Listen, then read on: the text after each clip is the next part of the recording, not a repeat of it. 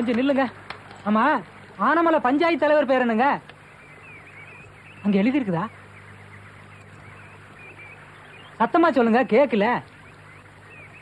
ஓ, முட்டிக்கால் ராசா. ஐயோ, அவர் பேரை சொல்ல கூடாதுங்களே. சரி, பேர் சொல்லனா பரவாயில்ல. அவர் இப்ப எங்க இருப்பாரு? இப்படியே போனீங்கன்னா பட்டறை இருக்கும், அங்கதான் இருப்பாரு.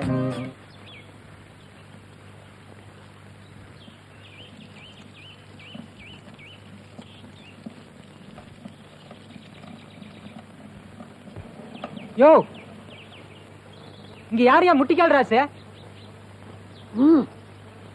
என்னையா இங்க யாரையா முட்டிக்கால்? ஓ, ஐயா பேரை சொன்ன பட்டற நெருப்ப வாயில போட்டுருவேன். ஜாக்கிரதை. பேர் சொல்லாம எப்படி கடுதாசி கொடுக்கறது? ஏன் கடுதாசி சொல்ல முடியாதா? ஆண்டவா, ஐயா உங்களுக்கு ஒரு கடுதாசி வந்திருக்குங்களாமா. முத்து, அது என்னன்னு பாரு.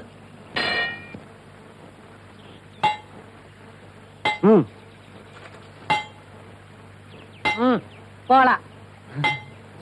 அதெல்லாம் இங்க குடுக்கறது இல்ல. போ. அது பிரிச்சு படி.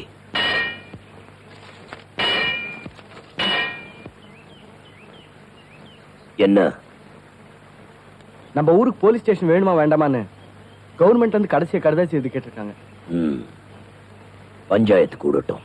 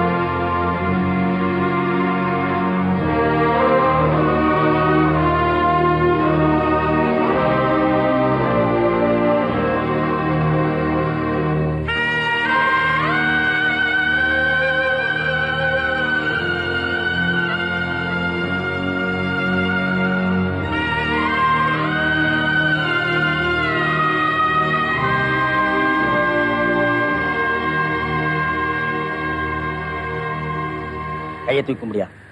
எதுக்குங்க? தாலியை காட்டுறதுல. தாலி காட்டினா கையெடுத்து கும்பிடணுங்களா? வேற எதை காட்டினா நீ கையை தூக்கி கும்பிடுவ? யோ, அந்த தாலிதாயா இந்த ஊர் பஞ்சாயத்து தலைவர். நீ ஊருக்கு புதுசு, போக போக புரிஞ்சுக்குவ. இப்ப கையை தூக்க. தூக்கே. இந்த ஊர் பஞ்சாயத்து தலைவர் சார்பா நான் இந்த பஞ்சாயத்தில் பேசுறேன்.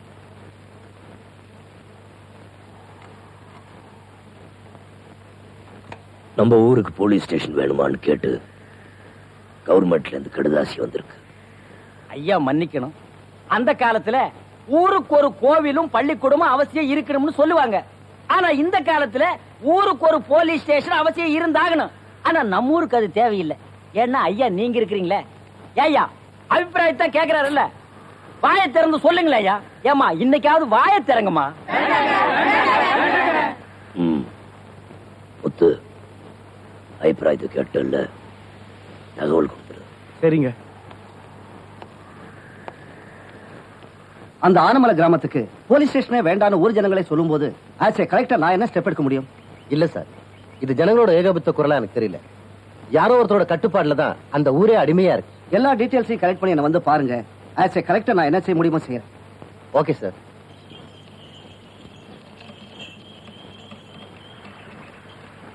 ஐயா வர்றதுக்கு நேரமாச்சியா?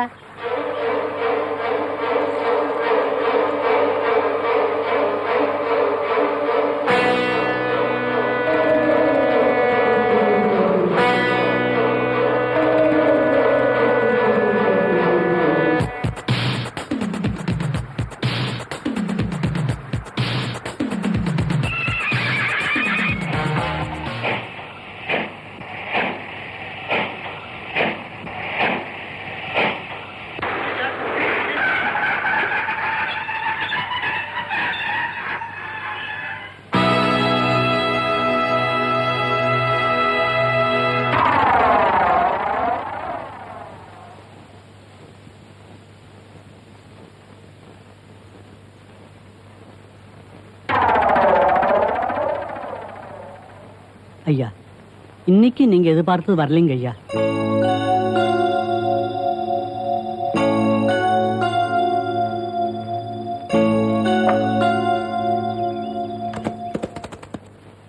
ஏண்டி பசுமாட்டு பால் கிடைக்கலையா? இல்லீங்களே. என்ன நொல்லைங்க? இன்னைக்கு பௌர்ணமி நாள்னு உனக்கு தெரியுமில்ல? பசும்பால் தான் வியாபாரமாகும். பசும்பால் தீந்து போச்சு. இங்க பார், எனக்கு தெரியாது. நிலா தேயறதுக்குள்ள எவன் வீட்டு மாட்டையாவது புடிச்சு கட்டி பாத்திரத்தோட வா. பாலை கறந்து எடுத்துட்டு வா. ஐயோ, மொத்தமா எருமை பால் தான் இருக்கு. இது எவன் தலையில கட்டுறது? ஏங்க பால் இருக்கா? பின்ன நான் என்ன விளக்கெண்ணையா வியாபாரம் பண்றேன்?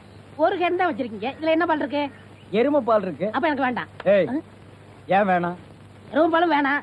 எங்க பெரியவர் பசும்பால் வாங்கிட்டு வர சொன்னாரு.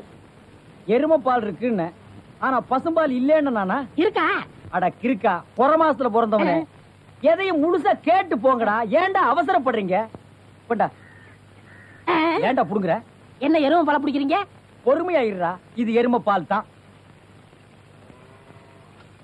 இது என்ன பால்? எருமை பால். இப்ப என்ன பண்ற? ஊத்திட்டீங்க. ஆ. என்னண்ணே மறுபடியும் எருமை பாலை பிடிக்கிறீங்க? அட மடையா, இது பசும்பால்.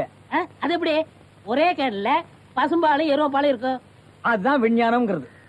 ஒரே வயித்துல ஒரு ஆணும் ஒரு பொண்ணும் பிறக்கிறது இல்லையா? ஒரே வாயில ஒரு இட்லி வடையும் சாப்பிடுறது இல்லையா? ஒரே மூஞ்சில ஒரு பொட்ட கண்ணு ஒரு நல்ல கண்ணு இருக்கிறது இல்லையா?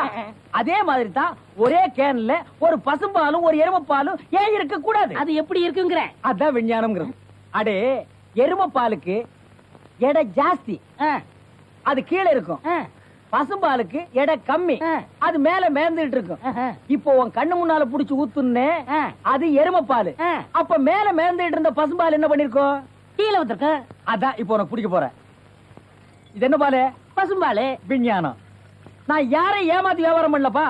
அதால தெரியுது உங்க விஞ்ஞானமே விஞ்ஞானம். நிறைய புடிங்க. அதுவும் விஞ்ஞானம் தான்.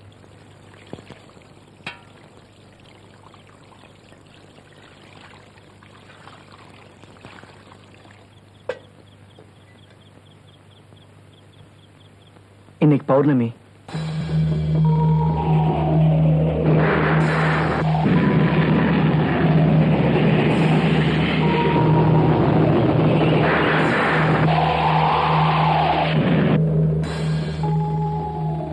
நான் தயாராயிட்டேன். நான் முன்னாடி போறேன்.